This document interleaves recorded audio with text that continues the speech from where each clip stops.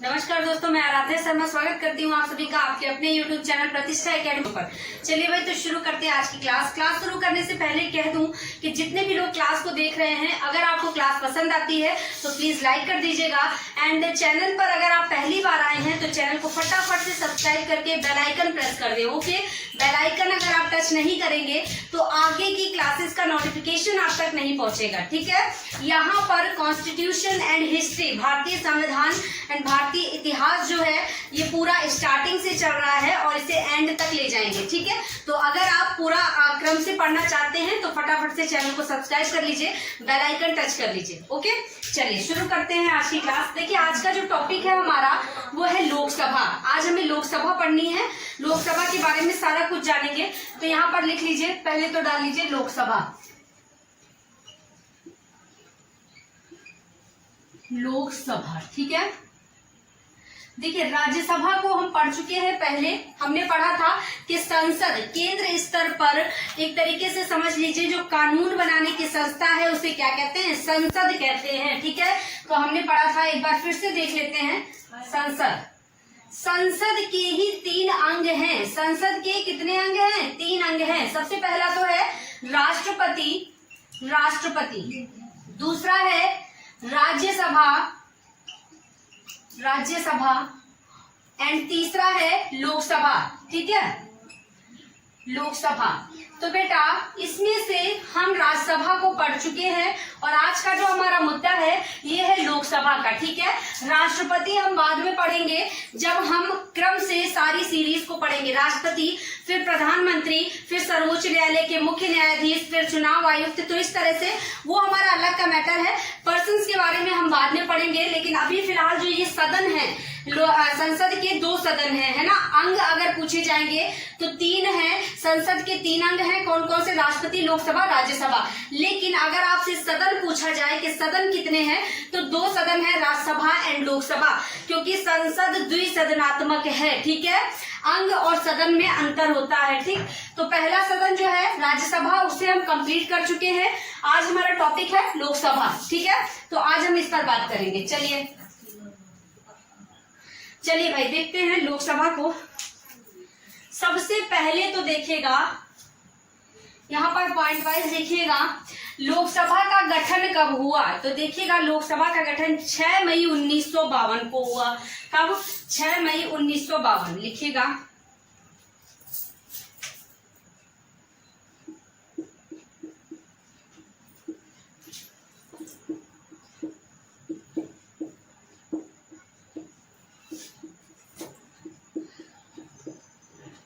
ठीक है, 6 मई 1952 को लोकसभा गठित हुई। ठीक है, अब इसका पहला कार्यकाल कब से कब तक का रहा लोकसभा का? तो भाई, जब 1952 में गठित हो रही है तो 52 से ही कार्यकाल शुरू हो जाएगा और 5 वर्षों का कार्यकाल होता है, आप सभी जानते हैं। तो 57 तक चलेगा, काउंट कर लीजिए। चलिए भाई, तो पहला कार्यकाल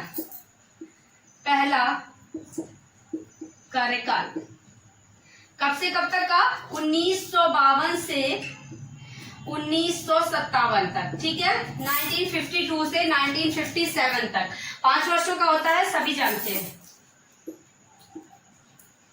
तक चला। ठीक है, चलिए, तो ये तो हो गई लोकसभा के गठन की बात और पहले कार्यकाल की बात। अब लोकसभा संसद का कौन सा सदन है? देखिए, हमने आपको बताया था कि राज्यसभा जो है ये संसद का उच्च सदन है। ठीक है, और लोकसभा जो है ये संसद का निम्न सदन है। ठीक है, तो यहाँ पर लिख लीजिएगा, लोकसभा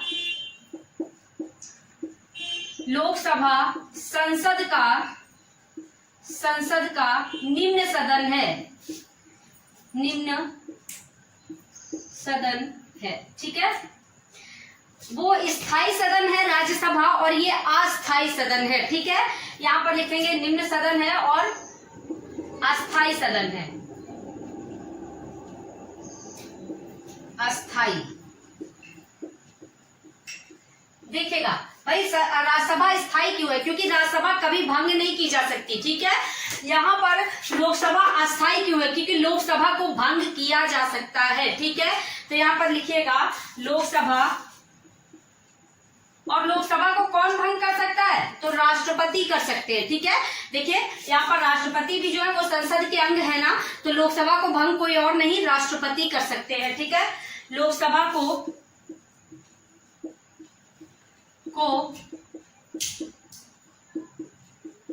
राष्ट्रपति द्वारा भंग किया जा सकता है।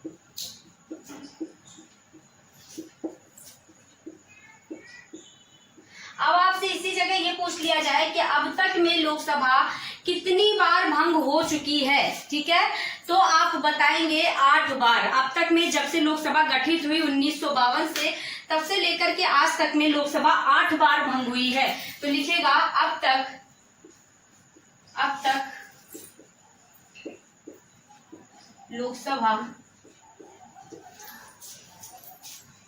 8 बार भंग हुई है।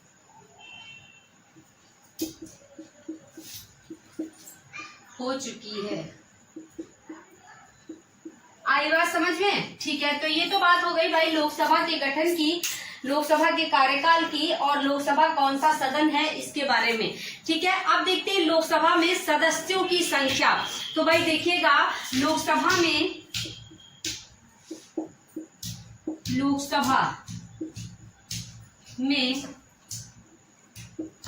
अधिकतम 552 सदस्य हो सकते हैं। कितने? 552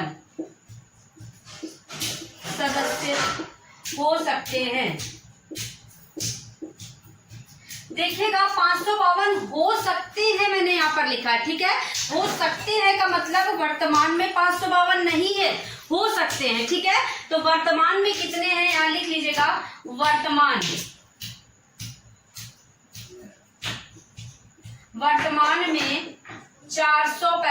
545 हैं। कितने? 545। ठीक है, तो वर्तमान में 545 हैं, लेकिन अधिकतम 552 हो सकते हैं। ये अधिकतम वाली संख्या है। अगर आपसे पूछा जाए कि लोकसभा में अधिकतम सदस्य कितने हो सकते हैं, तो 552 हो सकते हैं। वर्तमान में कितने हैं? 545 हैं। अब इस 545 का आंकड़ा देख लीजिए। ये जो 545 है ना, ये बेटा किस तरह से निकल कर आता है। देखिए 552 का भी देख लीजिए। 552, ये जो 552 है, इसमें देखिएगा 530 जो है ना, 530 ये राज्यों से आते हैं। कहां से? राज्यों से, राज्यों। ठीक है, इसके बाद 5 यहाँ पर 20 जो है ये केंद्र शासित प्रदेशों से, 20 केंद्र शासित। ठीक है, केंद्र शासित से। ठीक है, इसके बाद 2 जो है +2 कर लेंगे यहाँ पर, तो ये 2 जो है ये आंग्ल भारतीय होते हैं, एंग्लो इंडियन। ठीक है, तो लिख लीजिएगा यहाँ पर आंग्ल भारतीय, आंग्ल भारतीय। ठीक है, जो कि राष्ट्रपति के द्वारा मनोनीत किए जाते हैं। लोकसभा में 2 सदस्य राष्ट्रपति के द्वारा मनोनीत किए जाते हैं, एंड राज्यसभा में 12 सदस्य राष्ट्रपति के द्वारा मनोनीत किए जाते हैं। राज्यसभा उच्च सदन है ना, इसलिए वहां ज्यादा होंगे, तो 12 होते। लोकसभा निम्न सदन है, तो यहाँ 2 ही। ठीक है, तो ये 552 का जब अधिकतम होंगे ना, तो केंद्र शासित से 20 का आंकड़ा रखा गया है। ठीक है, लेकिन यहाँ पर अभी वर्तमान में 545 है, तो यहाँ केंद्र शासित से पूरे नहीं आते, ये 552 वाला है। ठीक है, चलिए अब आगे देखते हैं यहाँ पर 545 वाला आंकड़ा। 545 वाले में देखिए 530 जो है ये राज्यों से ऐसे ही आते हैं, राज्यों से। ठीक है, इतने ही आते ही हैं। यहाँ पर 20 का था ना केंद्र शासित से, 20 निकलने थे ना, लेकिन यहाँ 13 ही आते हैं बेटा केंद्र शासित से।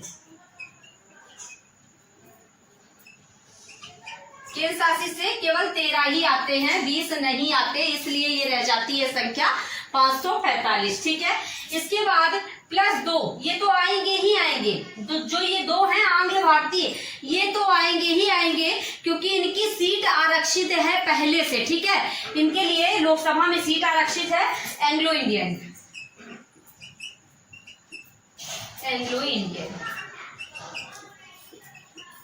ठीक है, एंग्लो इंडियन जो कि राष्ट्रपति के द्वारा मनोनीत किए जाते हैं। अब देखिएगा एक चीज याद रखिएगा, एंग्लो इंडियंस के लिए लोकसभा में सीट आरक्षित है, ठीक है, सीटें आरक्षित है, तो इनका तो आना एकदम परफेक्ट है, ठीक है। चलिए अब ये सीटें किस अनुच्छेद के तहत आरक्षित है, तो देखिएगा एंग्लो इंडियन का जो प्रावधान है ना, जो सीटों का लोकसभा में, ये अनुच्छेद 331 के तहत है, ठीक है, किसके, अनुच्छेद 331 के तहत। अब एक चीज और समझिएगा, ये तो सीटों के लिए आरक्षण है, सीटें आरक्षित हैं 331 के तहत, लेकिन आंग्ल भारतीय मतलब एंग्लो इंडियंस की परिभाषा क्या है, इस परिभाषा को किस अनुच्छेद में बताया गया है, तो देखिएगा अनुच्छेद 366 परिभाषा, ठीक है। तो यहाँ पर एंग्लो इंडियंस की परिभाषा को बताया गया है कि एंग्लो इंडियन की परिभाषा क्या, आखिरकार आंग्ल भारतीय होते क्या है। तो बेटा जानिएगा, ये तो अनुच्छेद 66 बता ही देता है कि आंग्ल भारतीय क्या होते हैं, लेकिन आप अनुच्छेद पढ़े जाके, वो शायद आप ना पढ़े तो मैं बता दे रही हूँ। आंग्ल भारतीय का मतलब होता है जिनके पिता, जिन बच्चों के पिता या दादा, मतलब कोई एक पिता या दादा में से कोई एक विदेशी हो और उनकी दादी या माता जो है वो भारतीय हो, उन्हें कहते हैं आंग्ल भारतीय, ठीक है। पिता विदेश के हो लेकिन माता भारत की हो, होता है ना कई बार कि विदेशों के लोग आकर के इंडिया में शादी कर लेते हैं, या दादा हो उनके तो वो विदेशी हो और दादी जो है वो भारतीय हो, इस तरह से उन्हें कहते हैं आंग्ल भारतीय। तो ये जो परिभाषा है आर्टिकल 366 में दी हुई है, ठीक है। चलिए आंग्ल भारतीय मतलब एंग्लो इंडियंस के लिए जो सीट है वो 331 में दी हुई है, ठीक है। चलिए भाई, तो यहाँ तक आपको समझ आ गया सीटें मतलब सदस्य कितने हैं। चलिए नेक्स्ट देखते हैं आगे।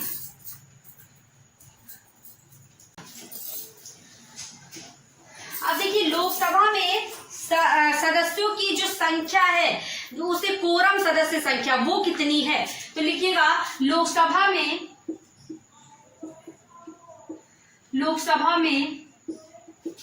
कोरम सदस्य संख्या, सदस्यों की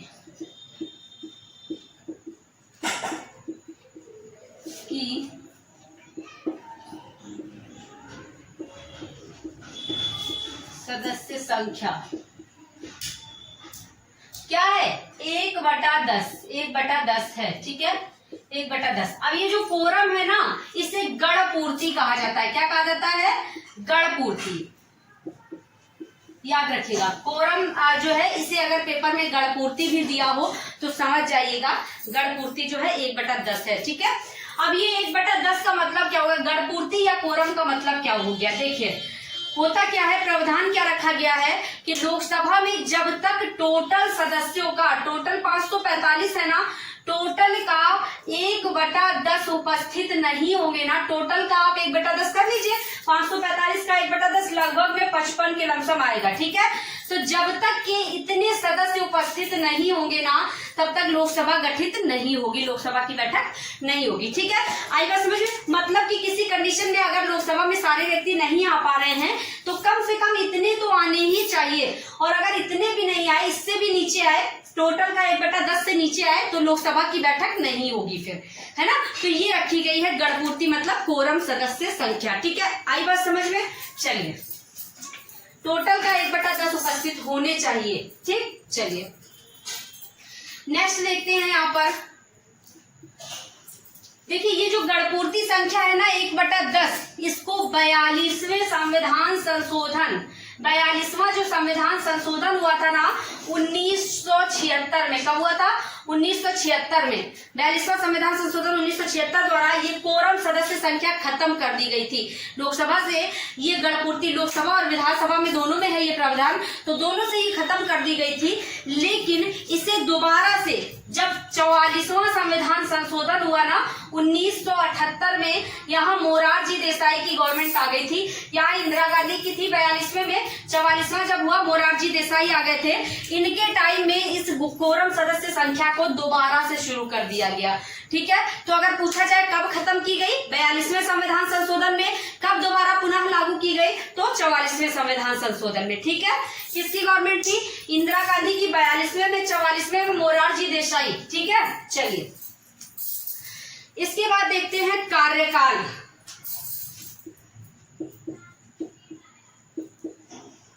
कार्यकाल देखिएगा, लोकसभा का कार्यकाल वैसे तो आप सभी जानते हैं 5 वर्षों का होता है, कितने, 5 वर्ष। चलिए भाई, लेकिन ये बीच में भी विघटित हो सकती है। ठीक है, बीच में कैसे विघटन हो सकता है? जैसे कि बहुमत खो देने पर। ठीक है, तो यहां लिख लीजिएगा बीच में विघटन।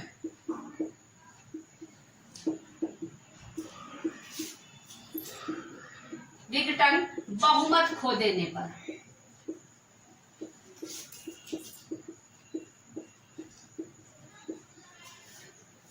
बहुमत खो देने पर बीच में भी विघटन हो सकता है। जैसे आप देखते हैं कई सारे पीएम ऐसे हैं जो कि कोई 11 दिन रहा उसके बाद हट गया, कोई साल भर रहा उसके बाद हट गया, मतलब पूरा कार्यकाल नहीं किया उन्होंने कंप्लीट, तो बहुमत उनको नहीं मिला, इसलिए उनका पूरा कार्यकाल नहीं हुआ 5 वर्षों का। ठीक, वैसे तो 5 वर्षों का होता है, लेकिन बहुमत खो देने पर जो है आपका बीच में भी विघटन हो सकता है। आई बात समझ में? चलिए भाई, इसके बाद ये जो 5 वर्षों का कार्यकाल है ना बेटा, इसे भी सेम कंडीशन है 42वें संविधान संशोधन द्वारा इसे भी 1976 में हटाकर 6 वर्ष कर दिया गया था। ठीक है, जैसे विधान परिषद का होता है ना और राज्यसभा का होता है, उसी तरह इसका भी कार्यकाल 6 वर्ष का कर दिया गया था, लेकिन बाद में 44वें संविधान संशोधन 1978 द्वारा फिर पुनः कार्यकाल 5 वर्षों का कर दिया गया। ठीक है, आई बात समझ में? ये भी समझते चलिएगा, शायद पेपर में पूछ लिया जाए, इसलिए कब हटाया गया, कब पुनः लागू किया गया, ये सारी चीजें। चलिए नेक्स्ट देखते हैं। देखिए, मैंने कहा कि लोकसभा को राष्ट्रपति भंग कर सकते हैं, तो अब लोकसभा को बुलाते कौन है? तो देखिएगा, लोकसभा को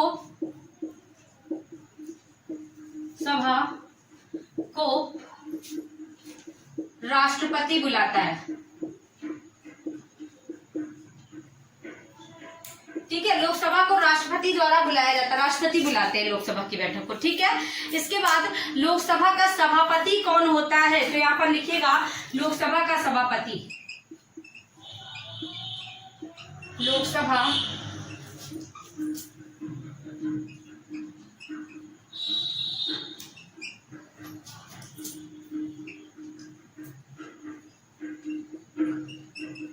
अध्यक्ष या स्पीकर होता है।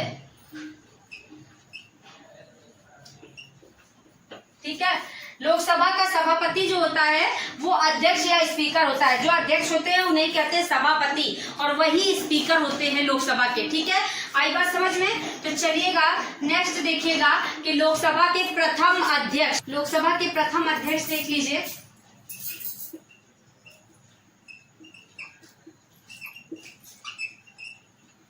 प्रथम अध्यक्ष कौन थे भाई?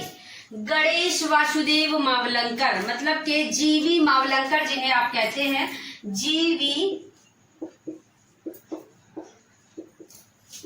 ठीक है, जीवी मावलंकर, लेकिन इनका पूरा नाम है गणेश वासुदेव मावलंकर। ठीक है, पता लगे पेपर में पूरा नाम दे दिया गया, कहें मैम ने तो बताया नहीं, जीवी मावलंकर बताया है। ठीक है, चलिए भाई, इसके बाद नेक्स्ट प्रथम उपाध्यक्ष।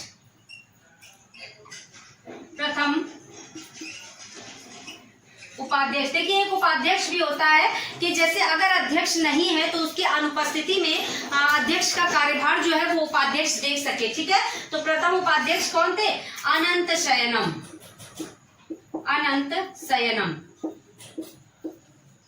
ठीक है, ये प्रथम उपाध्यक्ष थे लोकसभा के। चलिए याद कैसे करेंगे, देखिए इन दोनों लोगों को याद किस प्रकार करेंगे वो देख लेते हैं। देखिए लोकसभा, लोकसभा मतलब लोगों की सभा, लोगों की सभा जो है एकत्रित हो रही है, तो हम गणेश भगवान को सबसे पहले याद करेंगे।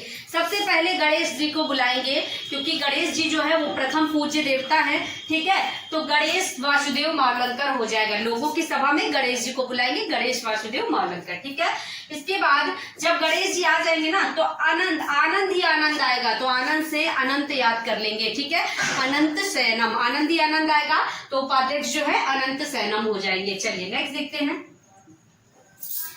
देखिएगा लोकसभा जो है ना, ये बेटा जरूरत पड़ने पर, जरूरत जैसे आपातकाल लगने पर एक बार में एक साल के लिए बढ़ाई जा सकती है। मतलब कार्यकाल जो है एक बार में 1 वर्ष के लिए बढ़ाया जा सकता है। तो लिखिएगा लोकसभा का कार्यकाल आपातकाल लगने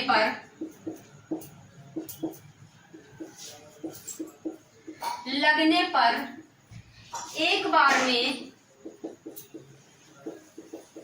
1 वर्ष तक के लिए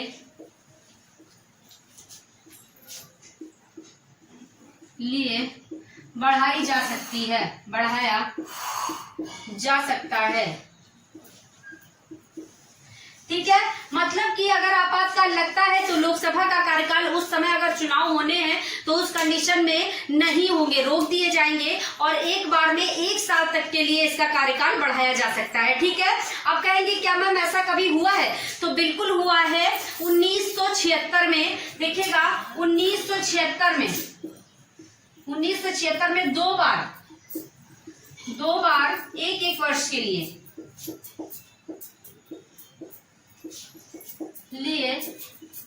लोकसभा का कार्यकाल बढ़ाया गया था,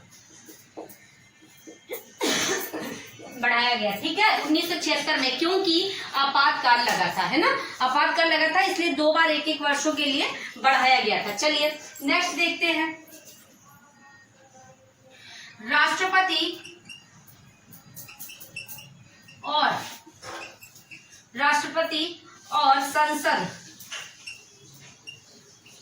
के बीच पत्र व्यवहार का कार्यक्रम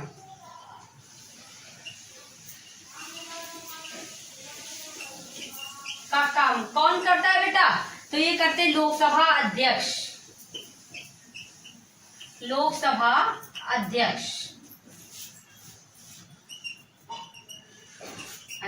ठीक है, तो राष्ट्रपति और संसद के बीच जो पत्र व्यवहार का काम होता है ये लोकसभा अध्यक्ष के द्वारा किया जाता है। चाहे तो स्क्रीनशॉट ले लीजिए, उसके बाद आगे देखते हैं।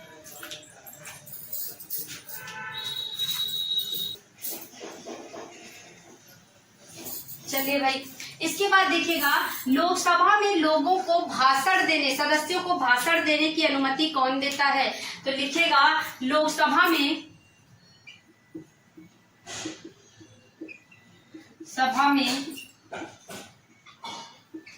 सदस्यों को भाषण देने की अनुमति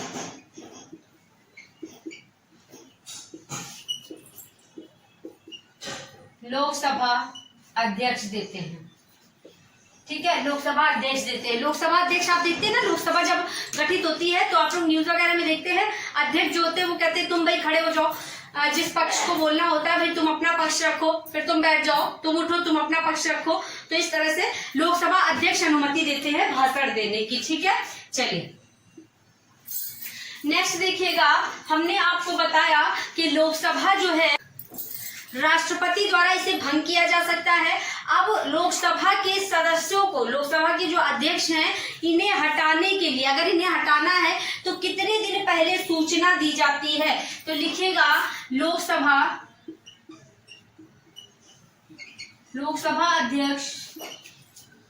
अध्यक्ष को हटाने के लिए 14 दिन पूर्व सूचना दी जाती है। ठीक है, 14 दिन पहले बताया जाता है कि भाई आपको हटाया जा रहा है, 14 दिन पूर्व सूचना दी जाती है। तो ये देखा गया पेपर में क्वेश्चन कि किसी को हटाने के लिए, लोकसभा में हटाने के लिए कितने दिन पूर्व सूचना दी जाती है? तो 14 दिन पूर्व। ठीक है, आई बात समझ में? चलिए नेक्स्ट देखिएगा, यहाँ पर अगर कोई सदस्य 60 दिनों तक बिना छुट्टी लिए गायब रहता है तो उसकी सदस्यता समाप्त की जा सकती है। ठीक है, तो लिखिएगा यदि कोई सदस्य 60 दिनों तक बिना छुट्टी लिए या बिना सूचना दिए गायब रहता है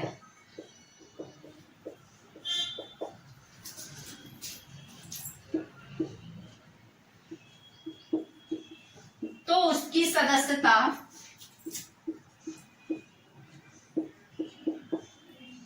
समाप्त की जा सकती है।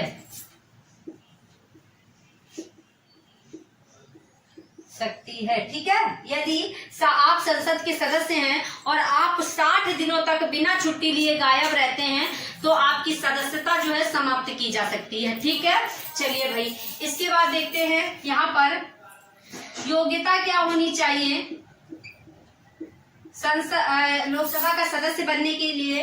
योग्यता क्या होनी चाहिए, तो सबसे पहला जो प्रोसेस है यहाँ पर, वो आपकी आयु कम से कम न्यूनतम 30 वर्ष होनी चाहिए। ठीक है, सॉरी 25 वर्ष होनी चाहिए।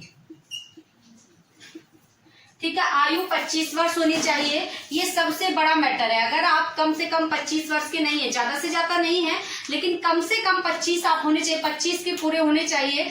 जब तक आप 25 के नहीं होंगे लोकसभा का चुनाव नहीं लड़ सकते। ठीक है, तो 25 वर्ष आयु होनी चाहिए। बाकी का वही कंडीशन रहती है, भारत का नागरिक होना चाहिए एंड लाभ के पद पर नहीं होना चाहिए, मानसिक व शारीरिक रूप से स्वस्थ होना चाहिए। तो ये सब कंडीशन रहती है यहाँ पर। ठीक है, चलिए नेक्स्ट देखते हैं, लोकसभा के वर्तमान में अध्यक्ष कौन है। लोकसभा के वर्तमान अध्यक्ष, तो देखिएगा लोकसभा के वर्तमान अध्यक्ष, प्रथम हम देख चुके हैं, वर्तमान वाले देखेंगे ओम बिड़ला। कौन है, ओम बिड़ला। ओम बिड़ला, ठीक है, वर्तमान अध्यक्ष हैं। उपाध्यक्ष देखिएगा, वर्तमान उपाध्यक्ष रमा देवी। कौन है, रमा देवी। ठीक है, तो ये तो हो गया भाई लोकसभा से रिलेटेड आपने आज सारा कुछ जान लिया है। कुछ एक आध पॉइंट और जान लीजिए इसमें। देखिए, लोकसभा की जो सदस्यों की संख्या है ना, लोकसभा और विधानसभा के सदस्यों की जो संख्या है, ये 2026 तक कम या ज्यादा नहीं की जा सकती। ठीक है, तो लिखेगा लोकसभा व विधानसभा के सदस्यों की संख्या कब तक, 2026 तक कम या ज्यादा नहीं की जा सकती, कम या ज्यादा नहीं की जा सकती। ठीक है, आई बात समझ में। 2026 तक लोकसभा मतलब जितनी है उतनी ही रहेगी। अधिकतम 552 है तो 552 ही रहेगी। राज्यों से जो आ रहे हैं वो आएंगे उतने ही। ठीक है, तो 2026 तक ये संख्या जो है कम या ज्यादा नहीं की जा सकती। आई बात समझ में। और ये प्रावधान किस संविधान संशोधन द्वारा किया गया, तो लिखिएगा यह प्रावधान 84वें संविधान संशोधन 84वें संविधान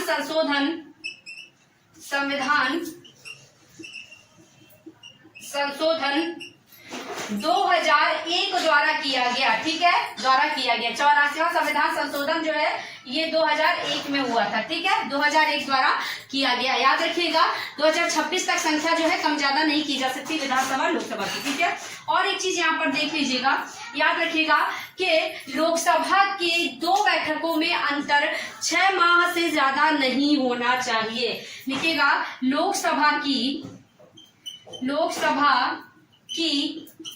2 बैठकों में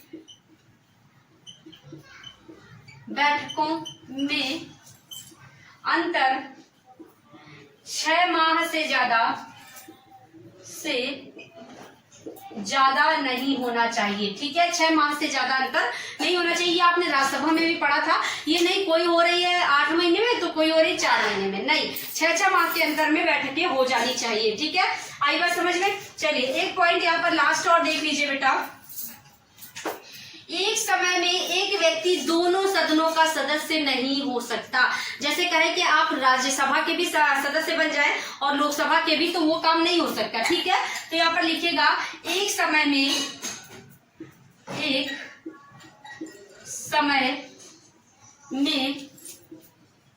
एक व्यक्ति दोनों सदनों का सदस्य नहीं हो सकता। सदनों का सदस्य नहीं हो सकता। ठीक है, तो आ गई बात समझ में। चलिए भाई, तो चाहे तो स्क्रीनशॉट ले लीजिए। उम्मीद करते हैं कि ये सारा का सारा आपको समझ आया होगा। तो अगर समझ में आया है तो प्लीज क्लास को लाइक कर दीजिए, शेयर कर दीजिए अपने पढ़ने वाले दोस्तों में। एंड अगर चैनल पर नए हैं तो प्लीज चैनल को सब्सक्राइब करके बेल आइकन जरूर टच कर ले, जिससे कि आगे की सारी क्लासेस का नोटिफिकेशन आप तक पहुंच सके। ठीक है, चलते हैं, कल फिर मिलेंगे अगली क्लास में।